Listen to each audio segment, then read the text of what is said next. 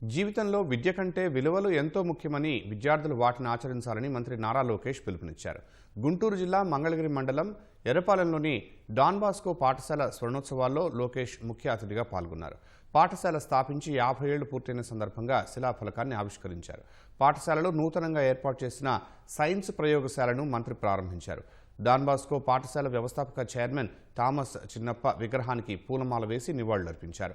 అనంతరం పాఠశాల అభివృద్ధికి కృషి చేసిన ఫాదర్లను మంత్రి సత్కరించారు.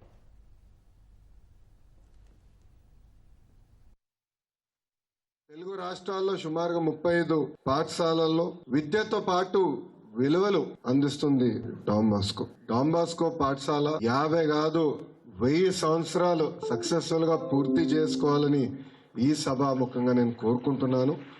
ఇంట్లో తల్లిదండ్రులు మనని సరైన మార్గంలో పెడతారు, దారి చూపిస్తారు. కానీ మనందరం ఎక్కువ సమయం మన టీచర్స్ తో మనం గడుపుతాం.